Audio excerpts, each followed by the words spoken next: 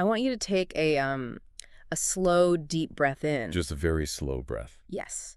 Hold it for just a second and let it out. Notice the weight of your body wherever you are right now. We really rarely pause like this. Now, I want you to imagine trying to hold on to this exact feeling of peace tomorrow morning at, say, 8:45. That is usually a tough time for most people. Right. Imagine feeling this calm while you are, stuck in traffic, running slightly late for a meeting, and simultaneously trying to learn a completely new, incredibly difficult language. It sounds essentially impossible. It really does. The modern instinct is to treat our days as a series of hostile obstacles, things that we just have to survive. Yes, just get through the day. Exactly. But today we are doing a deep dive into a guide that suggests a completely different approach. It is called The Daily Path. And it is a fascinating read. It really is. It documents the incredibly intentional daily routine of two people, Laura and Thomas. We are going to unpack how they use very simple sensory awareness, intentional language practice, and a specific morning rule to transform a normal day. They turn mundane friction into a space of steady progress. The central shift here relies on redefining what a day actually is. Yeah. We usually frame a typical Tuesday as a performance. Like we are on stage. Exactly. We feel we have to execute our tasks perfectly, navigate our commutes perfectly, do our jobs without error. And that adds so much pressure. It does. When you view the day as a test, your brain remains in a constant state of low-grade threat detection. You're just bracing for failure. Right. But the Daily Path reconstructs the day not as a test. It treats it as a practice space. It is a quiet laboratory where the only goal is steady integration. I love that. Let us start in that laboratory at the very beginning of the day. The morning routine. Yes. The way Laura and Thomas describe waking up is, well, it is extremely deliberate. They note the bright morning sun. They open their eyes slowly. Right. They move to the kitchen and focus on the smell of coffee. They take time to sit and eat sweet fruit. And they explicitly state that taking these slow sensory steps makes the mind feel, quote, very ready. I want to understand the mechanics of this. The biology behind it. Yes. What is actually happening in the brain when we focus on the smell of coffee instead of, looking at our phone? Well, we have to look at the biology of waking up. When you transition from sleep to wakefulness, your body naturally releases a spike of cortisol. The stress hormone. Exactly. This is known as the cortisol awakening response. It is a biological mechanism designed to get you out of bed. But it also primes your nervous system for action. So you are already a little activated. Right. If the very first thing you do is flood your brain with external demands, reading a stressful email, checking the news, thinking about a deadline, your brain interprets that data as an immediate threat. Oh, wow. Yes, your nervous system shifts from that natural awakening phase straight into a defensive fight or flight state. The day has barely started and you are already in a state of defense. Precisely. By anchoring their attention in immediate, pleasant sensory inputs, the brightness of the sun, the aroma of the coffee, Laura and Thomas are sending a countersignal. To their nervous system. Right. They're engaging the parasympathetic nervous system. They are telling the brain that the environment is secure, the physical space is safe. There are no predators hiding in the kitchen. Exactly. There are no immediate crises. This is what they mean when they say the mind feels very ready. A calm nervous system has vastly more cognitive bandwidth available than a stressed one. And that bandwidth is essential for what they do next. Yes, the language practice. Right. Once they are physically grounded in the kitchen, they make a conscious spoken declaration. They say, "We practice English together now." Out loud. Yes. And then they establish the core rule for their entire day. They say, "I do not fear mistakes. Little by little, we improve." Committing to learning a new language first thing in the morning is a massive cognitive undertaking. It requires extreme vulnerability. Because you are going to mess up. You have to make unfamiliar sounds. You struggle to find the right word. You feel awkward. It reminds me of how a computer boots up. You know, when you press the power button on a machine, the operating system has to load slowly. The background processes. Right. The background processes have to start communicating. If you immediately try to launch a massive, demanding piece of software, the second the screen turns on, the whole system freezes. Because it cannot handle the load yet. Exactly. The computer cannot handle the load. Human cognition works the same way in the morning. When we first wake up, our thoughts are clumsy. The operating system is still loading. That is a great analogy. Thank you. If we immediately demand perfection from ourselves, we freeze. We create immediate anxiety. And that declaration, "I do not fear mistakes," is the mechanism that prevents that system freeze. Because they allow themselves to be clumsy. Exactly. By giving themselves explicit permission to stumble, to mispronounce words, to forget vocabulary, they remove the internal friction. They are not fighting their own clumsiness. Right. This is a profound cognitive strategy. When the fear of making a mistake is removed, the brain stops wasting energy on self-monitoring and anxiety. So they have more energy for the actual learning. All of that reclaimed energy goes directly into the learning process. They accept the stumble, and because they accept it, they move forward little by little. But grounding yourself in a quiet kitchen with coffee and fruit is one thing. You have total control over that environment. That is very true. That quiet space cannot last forever. The real friction begins the moment you have to open your front door and step into a world you do not control. The commute. Yes. Let us look at how they transition into the commute. The commute is traditionally where the mindful morning completely falls apart.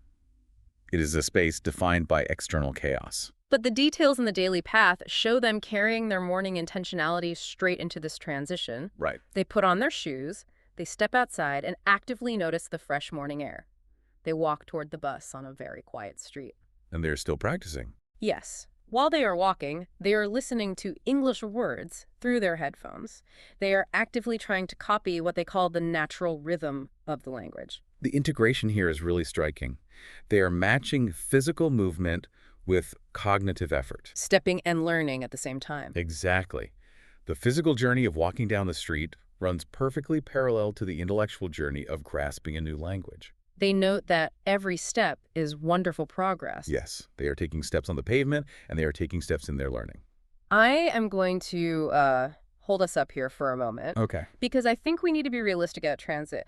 A quiet morning walk sounds lovely, but realistically, a commute is often miserable. It can be highly stressful, yes. Right. If I am standing on a crowded subway train, or if I am stuck in gridlock traffic with cars honking all around me, focusing on the rhythm of English words in my headphones is not going to magically transport me to a peaceful forest. No, it is not. The physical reality of the transit is still stressful. It is crucial not to romanticize the physical reality of a commute.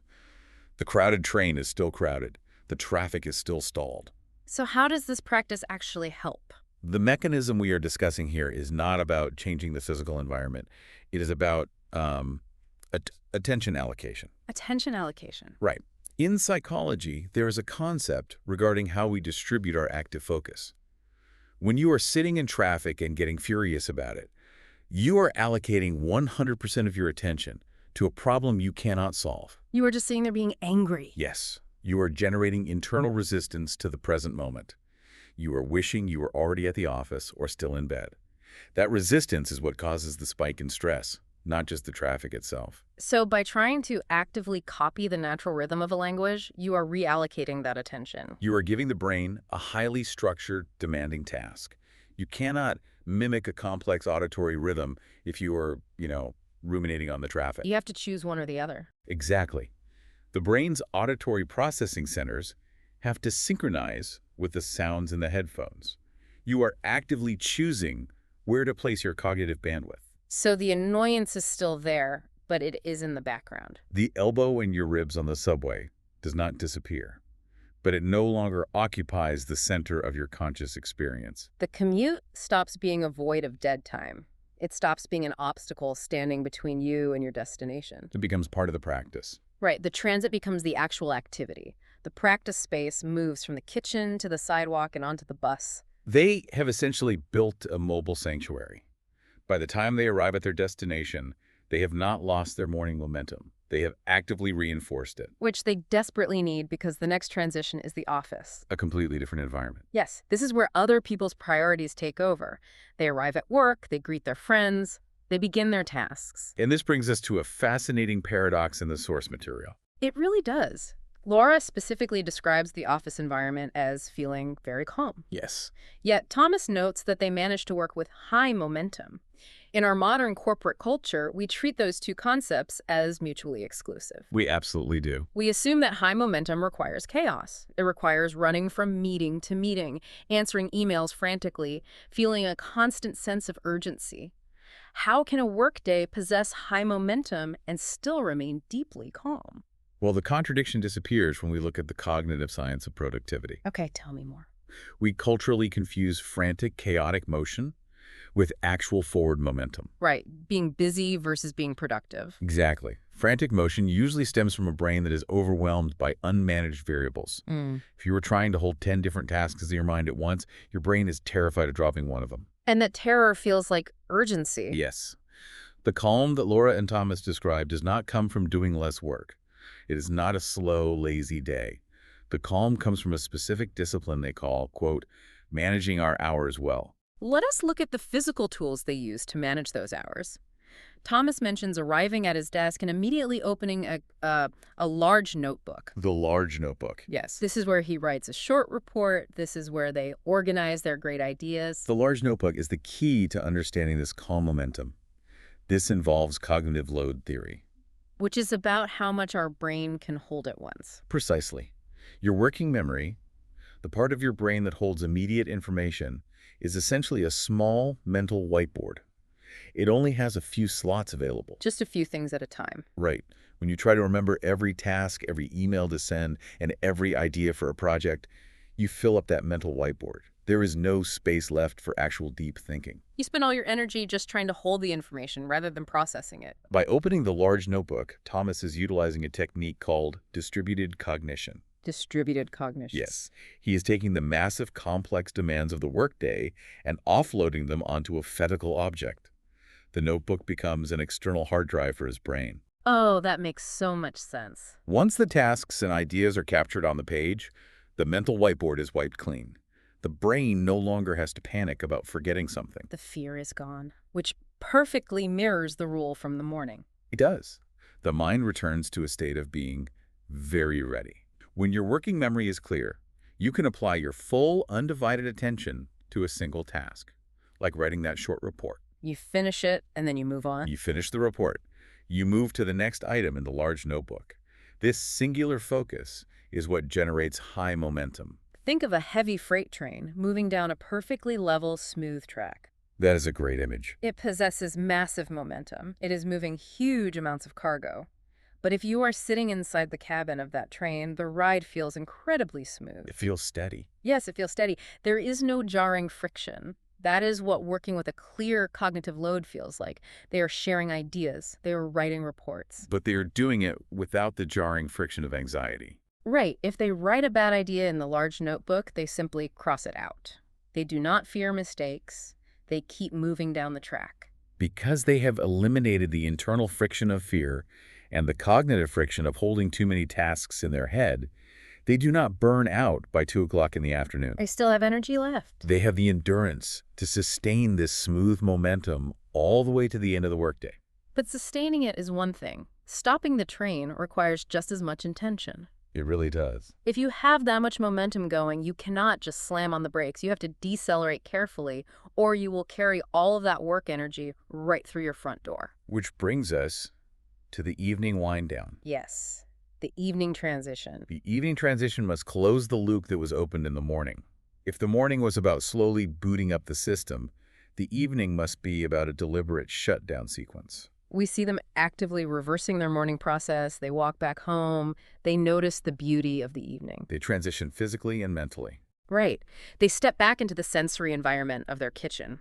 Thomas cooks a new recipe. They focus on the amazing smells. The taste of the hot food. Yes, they focus on the taste of the hot food. They're pulling their attention out of the abstract world of reports and returning to fundamental physical human experiences. Smell, taste, warmth. This sensory return is vital. But the most important action happens right after dinner. The final step. It is the way they signal to their brains that the cognitive labor of the day is permanently finished. Laura mentions that she sits down, opens a small notebook, and writes one final page. The physical scale of this tool is a brilliant psychological trigger. The size of the notebook matters. Yes. Remember, at the office, Thomas used a large notebook. The large notebook was expansive. It was designed to hold the vast, complex, demanding nature of the public workday. It held the projects, the reports, the collaborative ideas. It represented professional expansion. But in the evening, Laura deliberately chooses a small notebook. A small physical space for a singular, condensed thought. Physical boundaries dictate mental boundaries.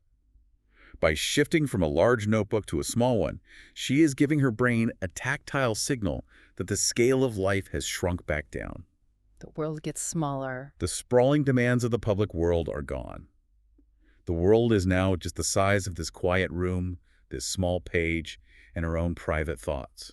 Writing that one final page acts as a cognitive off-ramp. A definitive end. Yes, it is putting a definitive period at the end of the day. They are not leaving a sentence half-finished, letting work stress bleed into their sleep. By closing the small cover of that notebook, they officially end the day's practice. They conclude that the day felt steady and peaceful. And they do not feel peaceful because the day was devoid of challenges. Yep. No, they had plenty of challenges. They feel peaceful because they successfully managed their attention through every one of those challenges. The small notebook is the final boundary. Without a ritual to close the day, the brain will continue to try and solve the problems of the large notebook while you are trying to sleep. It is really worth looking at our own evenings. Most of us do not have a small notebook. We carry the large notebook, often literally in the form of a work laptop or a smartphone, with our company email right to the dinner table. We keep the loop open. We keep the expansive demands of the day wide open until we collapse from exhaustion. There is no off-ramp. When you leave the cognitive loop open, your brain remains vigilant. The cortisol levels that spiked in the morning never fully recede. You stay stressed all night. Over time, that chronic vigilance degrades your ability to focus, to learn, and to find any genuine rest. The simple act of writing one page and closing a cover forces a psychological detachment. That detachment is what allows them to look back on their day with an incredible sense of grace. It is a beautiful way to end the day. At the very end of the daily path, Laura and Thomas offer this gentle encouragement. They remind themselves that, quote, consistency is the real key. Consistency, yes. They say that they are proud of the effort. They conclude by saying, you spoke like a professional. Using the word professional in this context redefines the term entirely. Usually we think of a professional as someone who performs flawlessly. Someone who never makes a mistake. Right. Someone who operates at the highest level of stress and never drops the ball. A professional, in our culture, is someone who does not make mistakes. But their entire day is built on the premise of allowing mistakes. Exactly the point. In their framework, being a professional has nothing to do with perfection. It has everything to do with consistency. Showing up every day. A professional is simply someone who shows up for the practice day after day. A professional is someone who manages their hours well, who accepts that they are a beginner every morning, and who deliberately puts in the reps. It is a quiet, unshakable dedication to the process, rather than a frantic obsession with the outcome. Perfectly said. Showing up like a professional means committing to the slow, physical rhythm of your own life. It means choosing attention over resistance during the commute. It means choosing an external notebook over an internal panic attack at the office. Taking control of the process. Right. It means acknowledging that real progress, whether you are learning a complex new language or just trying to navigate a normal Tuesday, happens step by step. Little by little, we improve. Every step is wonderful progress. It is a radical shift in identity. You are no longer someone surviving a hostile day. You are a practitioner of your own life. Before you move on from this deep dive, before you step back into whatever tasks are waiting for you, I want to leave you with one final slow thought to carry forward. A thought for tomorrow. Yes. Think back to that crucial, vulnerable moment we discussed at the very beginning. Waking up clumsily like a computer struggling to boot up. The moment before the stress takes hold. The moment of the declaration. Right. If you applied Laura and Thomas's single morning rule to just one ordinary routine tomorrow, if you woke up, stood in your kitchen, and quietly told yourself, I do not fear mistakes. Just that one sentence. How much more steady and peaceful could the rest of your day become? Where would all that reclaimed, anxious energy go? It is worth finding out. Take a slow breath. Hold on to that thought. Be proud of the effort you put into learning today. Show up again with us next time. Goodbye for now.